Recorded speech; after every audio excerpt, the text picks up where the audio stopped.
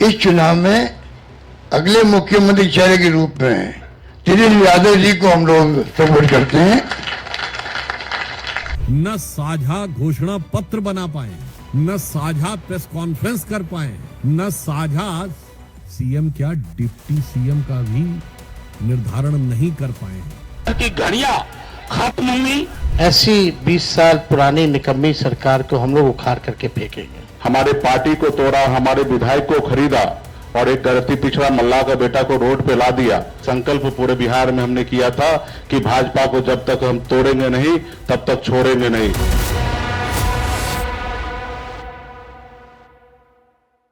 नमस्कार, मैं रवीश कुमार। तेजस्वी यादव महागठबंधन की तरफ से मुख्यमंत्री का चेहरा होंगे और मुकेश सहनी उप मुख्यमंत्री का।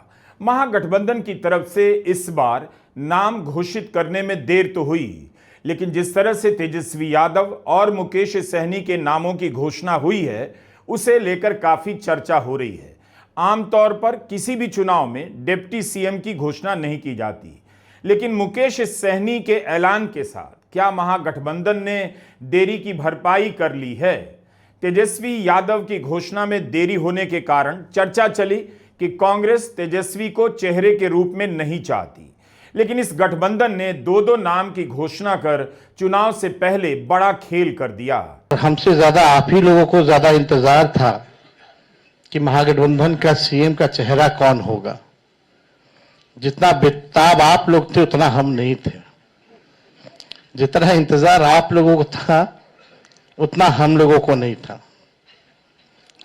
हम महागठबंधन के लोग केवल सरकार बनाने के लिए ही नहीं, मुख्यमंत्री बनने के लिए नहीं, बल्कि हम लोगों को बिहार बनाने का काम करना है, इसलिए हम लोग एकजुट हुए हैं।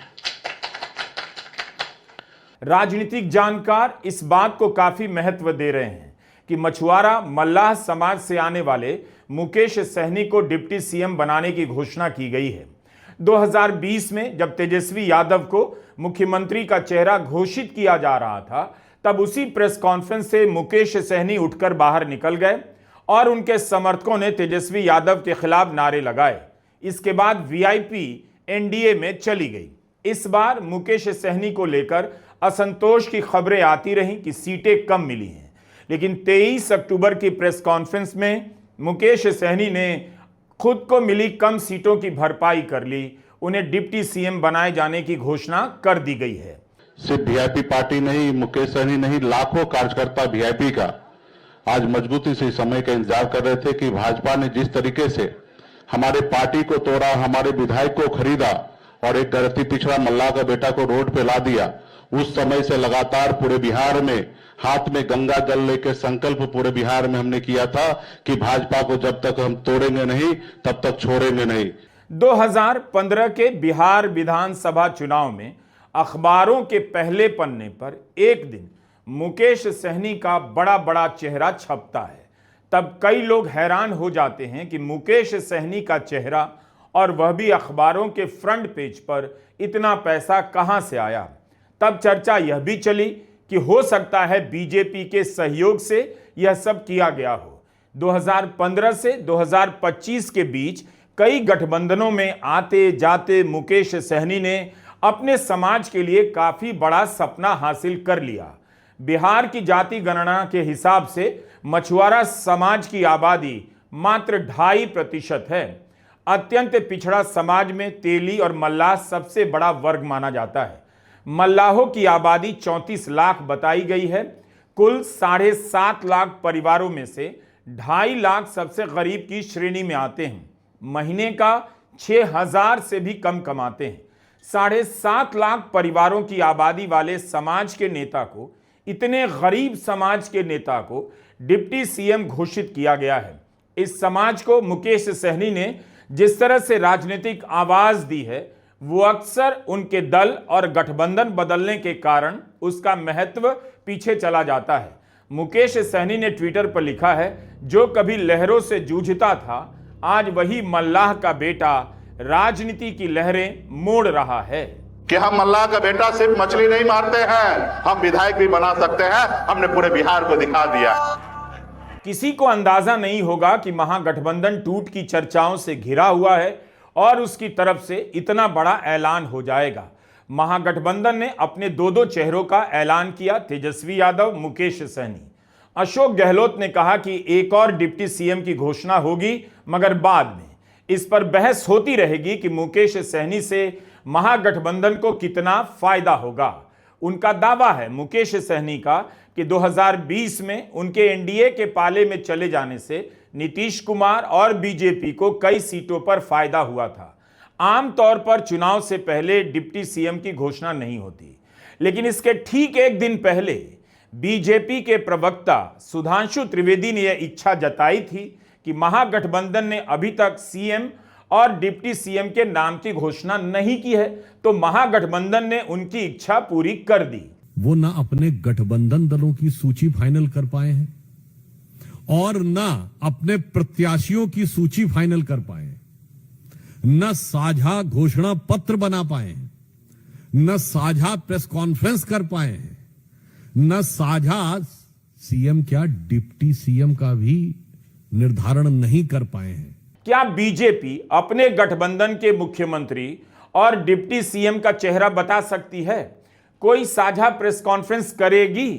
क्या बीजेपी यह कह पाएगी कि डिग्री और अपराध के सवालों से घिरे सम्राट चौधरी ही बिहार के अगले डिप्टी सीएम होंगे? तेजस्वी यादव ने तो कर दिया, बीजेपी कब करेगी? बीजेपी से यह सवाल इस संदर्भ में भी है कि महाराष्ट्र के चुनाव में बीजेपी गठबंधन के मुख्यमंत्री एकनाथ शिंदे थे। चुनावों के समय बीजेपी गोलमोल बातें करने लगी, इशारा भर करती थी कि एकनाथ शिंदे ही मुख्यमंत्री होंगे, लेकिन जब नतीजे सामने आए तो एकनाथ शिंदे सीएम से डिप्टी सीएम हो गए। इसलिए बीजेपी से ज्यादा पूछा जाना चाहिए कि आपके डिप्टी सीएम के उम्मीदवार कौन है। इससे कम से कम इतना पता चल जाएगा कि चुनाव के बाद नीतीश कुमार डिप्टी सीएम नहीं बनाए जाएंगे। महागठबंधन का डिप्टी सीएम कौन होगा, इसकी चिंता अगर बीजेपी कर रही थी तो अपने गठबंधन के डिप्टी सीएम की भी नाम खुद से बता दे।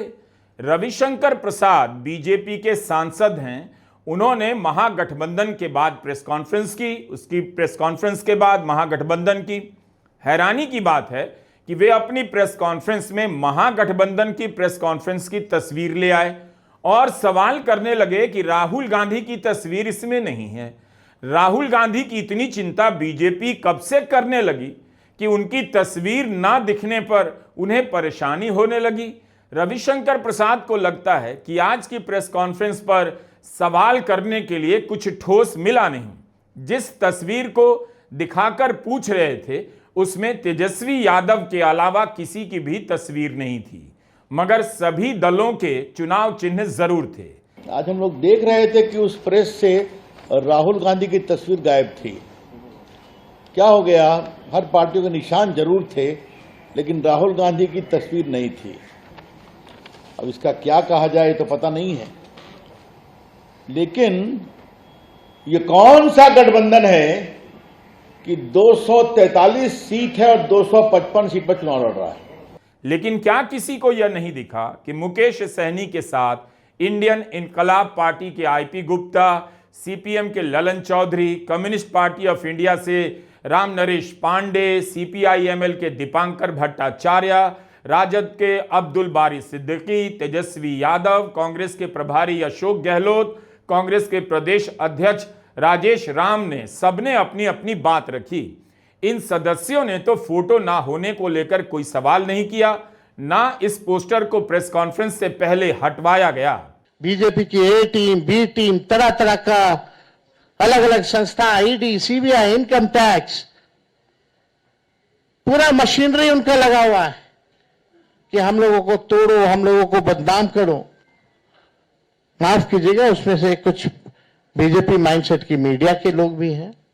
आप लोगों की गलती नहीं, लेकिन जो ऊपर के लोग जो कहते हैं वही करना पड़ता है, वही एजेंडा चलाना पड़ता है। आज के बाद भी किसी की हिम्मत नहीं होगी कि बताओ बीजेपी के लोगों कि अगला एनडीए का मुख्यमंत्री कौन होगा। इस पे चर्चा जरा करा लो, जरा बीजेपी के नेताओं से सवाल पूछ लो। महागठबंधन की प्रेस कॉन्फ्रेंस में सीटों के बंटवारे पर बात नहीं हुई। इस वजह से सीटों को लेकर खटपट की चर्चा अभी शांत तो नहीं होगी। सीटों के बंटवारे के समय खटपट तो बीजेपी और नीतीश कुमार के बीच भी हुई। खबरें चली कि नीतीश कुमार बहुत नाराज हो गए हैं, अमित शाह उनसे मिलने गए हैं। यह भी सही है कि बीजेपी और नीतीश कुमार के बीच कुछ भी खटपट हो, उसकी चर्चा जरा कम होती है और महागठबंधन में खटपट को लेकर भी टूट की घोषणा कर दी जाती है। तेजस्वी यादव से सवाल पूछा जा रहा था कि महागठबंधन की प्रेस कॉन्फ्रेंस नहीं हो रही है, लेकिन तेजस्वी यादव अब एनडीए से पूछ रहे हैं उनकी साझा प्रेस कॉन्फ्रेंस अभी तक क्यों नहीं हुई। कि भाई हमारा तो जॉइंट प्रेस कॉन्फ्रेंस भी हो गया, इससे पहले कई राउंड हम लोग साथ भी बैठे, लेकिन हम लोगों ने नीतीश जी के साथ जो है, जो अन्याय हो रहा है एनडीए में, एक बार भी कोई भी जॉइंट प्रेस कॉन्फ्रेंस जो है नहीं की गई है और ना ही ऑफिशियली रूप से मुख्यमंत्री का चेहरा घोषित किया गया है। तो हम लोग तो शुरू दिन से ही कह रहे थे कि भाजपा के लोग नीतीश जी को दोबारा मुख्यमंत्री नहीं बनाएंगे और इस पे और किसी ने मुहर नहीं लगाया है, बल्कि अमित शाह जी ने एक बार नहीं कई बार इस बात को बोला है कि विधायक दल की जो संख्या होगी वो तय करेगा। लेकिन अमित शाह जी से हम जानना चाहेंगे, इस बार आप ये बात कह रहे हैं, पिछले बार तो ये बात नहीं थी। यह लगातार 20 साल से एनडीए की सरकार है, हमेशा से मुख्यमंत्री का चेहरा आप लोगों ने घोषित किया। आखिर क्या कारण है कि इस बार आप नीतीश कुमार जी का मुख्यमंत्री के चेहरे का नाम का घोषणा क्यों नहीं कर रहे? अब ये सवाल बड़ा खड़ा होता है। तो हम लोग तो जो कहते थे वही हो रहा है। और आप देख लीजिए, जो भी जनता दल यूनाइटेड में जो नेता हैं, नीतीश जी के खराब सेहत का वो चेहरे का इस्तेमाल करके 3-4 नेता जो भाजपा के लिए ही काम कर रहे हैं, जो जनता दल यूनाइटेड को खत्म करने में लगे हैं, अब चुनाव के बाद जनता दल यूनाइटेड को भी ये लोग खत्म कर देंगे, दल नहीं रहेगा। यानी आप मान के चलिए कि नीतीश कुमार जी का ये आखिरी चुनाव है। ये स्पष्ट अमित शाह जी ने कर दिया है, निर्णय ले लिया है। 2020 के चुनाव की घोषणा 25 सितंबर को हुई और उसके 8वें ही दिन यानी 3 अक्टूबर को तेजस्वी यादव का नाम मुख्यमंत्री के चेहरे के रूप में घोषित कर दिया गया। इस बार चुनाव आयोग ने 6 अक्टूबर को चुनावों की घोषणा की, लेकिन तेजस्वी यादव को चेहरा घोषित करने में 17 दिन लग गए। इसलिए महागठबंधन में देरी तो हुई है, कुछ तो हुआ है जिसकी पर्दादारी की जा रही है, मगर ठीक से हो नहीं पा रही। महागठबंधन के समर्थकों को भी यह सन्नाटा समझ नहीं आ रहा था कि इस बार महागठबंधन जीतना भी चाहता है या नहीं। चर्चा चल रही थी कि अगर बीजेपी जैसी तैयार और शक्तिशाली पार्टी से लड़ना है तो चुनाव प्रचार में इतनी सुस्ती ठीक नहीं। चुनाव की घोषणा के बाद इस चुप्पी से वोट चोरी के खिलाफ निकाली गई यात्रा का असर भी कमजोर पड़ने लगा है, यह सब कहा गया। इस प्रेस कॉन्फ्रेंस से पहले दिल्ली और पटना में कांग्रेस के नेताओं के साथ और लालू यादव के साथ बैठकें हुई, जबकि अगले 20 दिनों में दोनों चरणों के लिए मतदान होने हैं। चुनाव की घोषणा के 17वें दिन अगर एकजुटता दिखाने के लिए प्रेस कॉन्फ्रेंस करनी पड़ी है तो इसका मतलब था कि सारी चर्चाएं हवा में नहीं हो रही थी। इस चुनाव में अगले मुख्यमंत्री चेहरे के रूप में तेजस्वी यादव जी को हम लोग सपोर्ट करते हैं, जो एक नौजवान है, लंबा फ्यूचर है इनके साथ में। और मेरा अनुभव से मैं कह सकता हूं, जिसका लंबा फ्यूचर होता है पब्लिक उनको साथ देती है। ये नौजवान है, कमिटमेंट रखते हैं। पिछली बार भी जो स्लोगन दिए थे, नौकरी के दो या कोई दो, या जो वादे किए थे उसमें खरे उतरे। ये ऐसा व्यक्तित्व आपके सामने नौजवान के रूप में आया है। सोच समझ के सबने फैसला किया है। ये नेता के रूप में उतरंग मैदान में राहुल गांधी जी ने मिलकर जो यात्रा करी थी बड़ा इम्पैक्ट है। आने वाले वक्त में इनके अलावा राहुल जी भी आएंगे और नेता आएंगे, प्रियंका जी भी आएगी, सब नेता आएंगे और हम सब जो बैठे स्टेज पर सब मिलकर संकल्प किए हुए हैं कि जो हालात देश के हैं, देश हित के अंदर और देश चाहता है उसके अनुसार हम चाहेंगे कि बिहार में ये जो लंबे समय तक नीतीश कुमार जी रहे हैं सत्ता में, अब कुछ कर नहीं पा रहे। अब तो हम पूछना चाहते हैं अमित शाह जी से, इनकी पार्टी के अध्यक्ष जी से, क्या बताइए, हमारा नेता तो हो गया तेजस्वी यादव, आपका नेता कौन है बता दीजिए। महागठबंधन की तरफ से कहा गया कि सीटों की घोषणा साझा प्रेस कॉन्फ्रेंस में होगी, मगर नहीं हुई। जबकि 2020 में साझा प्रेस कॉन्फ्रेंस में सीटों का ऐलान हुआ। इस बार क्या हुआ, सबने अपने अलग अलग उम्मीदवारों के नाम जारी किए। पहले सिंबल बांटा गया, फिर सूची आई। कई सीटों पर महागठबंधन के उम्मीदवार खड़े किए गए। लेकिन अब सीपीएम के ललन चौधरी और सीपीआई के राम नरेश पांडे ने दावा किया है कि महागठबंधन की जीत होने जा रही है। राम नरेश पांडे ने कहा है कि 243 में से 200 सीटें महागठबंधन को आएंगी। पहले चरण के मतदान में अब केवल 14 दिनों का समय है, इसलिए कुछ तो खटपट रहा होगा जिसे दूर कर लेने का दावा इस प्रेस कॉन्फ्रेंस में किया जाता रहा। 2020 में कोरोना काल में जब चुनाव हुआ और जब हमारे एनडीए सरकार को लग रहा था कि बिहार में कोई विपक्षी नहीं है, उस समय बिहार ने एक मजबूत विकल्प खड़ा कर दिया और कुछ सीटों के चलते, कुछ चंद हजार वोटों के चलते हम लोग सरकार नहीं बना पाए थे। तब से बिहार इंतजार कर रहा है कि अगला चुनाव कब आएगा। पिछली बार 5 पार्टी का महागठबंधन था, इस बार पूरे देश में इंडिया गठबंधन है, 7 पार्टी का गठबंधन है। दूसरा संदर्भ बिहार का राष्ट्रीय संदर्भ है। पूरे देश में लोगों की आशंका है कि क्या बिहार में महाराष्ट्र दोहराया जाएगा या बिहार झारखंड की तरह बिल्कुल भारतीय जनता पार्टी के नफरती एजेंडा को, घुसपैठ के झूठ को ठुकराते हुए आगे बढ़ेगा। हम आश्वस्त करना चाहेंगे पूरे बिहार के महागठबंधन की ओर से पूरे हिंदुस्तान में लोकतंत्र और संविधान के लिए, देश की एकता के लिए, गंगा जमुनी तहजीब के लिए, इस देश के संविधान की रक्षा के लिए जो भी चिंतित लोग हैं, उन तमाम हिंदुस्तान के नागरिकों को आश्वस्त करना चाहेंगे कि बिहार बिल्कुल तैयार है। और ये जो नारा बिहार से उठा है, बदलो सरकार बदलो बिहार, वोट चोर गद्दी छोर, बिहार इसको साकार करेगा और हमारे पूरे 7 पार्टी का ये जो महागठबंधन है, पूरी एकता के साथ हम लोग इसको साकार करेंगे। इस बार 48 मिनट तक प्रेस कॉन्फ्रेंस चली। मुख्यमंत्री का चेहरा घोषित किए जाने के बाद तेजस्वी यादव ने अपनी बात रखी। देखिए, एक कसक बिहारी होने के नाते शुरू से रही है कि हमारा राज्य जो है अव्वल राज्यों में आए। लेकिन 20 साल राज करने के बाद भी राज्य में 11 साल केंद्र में मोदी जी प्रधानमंत्री रहते हुए भी सबसे अगर कोई गरीब राज्य है तो बिहार है। सबसे ज्यादा अगर बेरोजगारी है तो बिहार है। सबसे ज्यादा अगर पलायन होता है तो बिहार में। महंगाई है, कारखाने नहीं है, यहां उद्योग नहीं है, धंधे नहीं है, पढ़ाई, दवाई, कमाई, सिंचाई की व्यवस्था नहीं है, फूड प्रोसेसिंग यूनिट्स नहीं है, आईटी हब नहीं है, एसईजेड नहीं है, आईटी पार्क की व्यवस्था नहीं है, एग्रो बेस्ड इंडस्ट्री नहीं है बिहार में। प्रति व्यक्ति आय पूरे देश में अगर सबसे कम है तो हमारे बिहार के लोगों का है।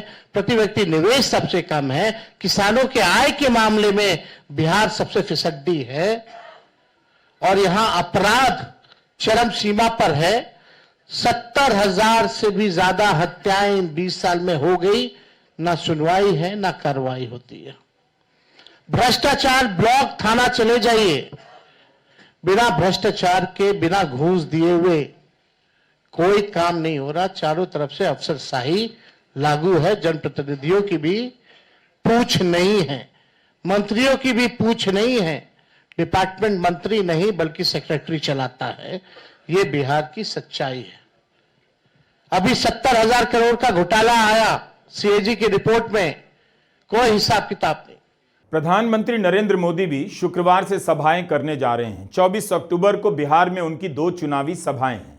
कांग्रेस का कहना है कि राहुल गांधी कांग्रेस के साथ साथ राजद और सभी सहयोगी दलों के उम्मीदवारों का प्रचार करेंगे।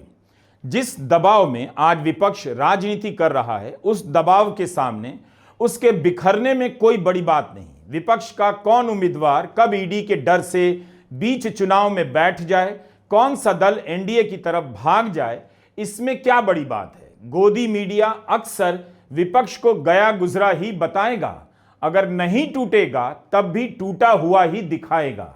इन सब के बीच अगर महागठबंधन नहीं टूटा है, बिखरा नहीं है, अपने विवादों को सुलझा चुका है, तो यह बड़ी खबर है। बिहार में मतदान से पहले छठ है और इस समय बिहार की जनता छठ की तैयारी में लगी होगी। छठ से पहले राजनीतिक दलों के पास सक्रिय होने का बहुत ज्यादा स्कोप नहीं। इस वक्त यह भी देखना चाहिए कि जिन्हें टिकट मिला है वो अपना प्रचार कैसे कर रहे हैं। चुनाव का मतलब प्रधानमंत्री मोदी की रैली ही नहीं, ना राहुल गांधी की रैली है। उम्मीदवार भी अपनी लड़ाई लड़ता है। बड़े नेताओं की रैली गोदी मीडिया की अपनी जरूरत है, क्योंकि उसे दिल्ली में बैठकर अपना पन्ना और पर्दा भरने में आसानी होती है। राजनीतिक दलों से विज्ञापन बटोर कर भी जीरो बजट की पत्रकारिता हो जाती है। बिहार की राजनीति को समझना आसान नहीं। बिहार की राजनीति का समय बोध भी गजब का है। यहां जल्दी को भी देरी की तरह देखा जाता है और देरी को भी बहुत जल्दी बता दिया जाता है। नमस्कार, मैं रवीश कुमार।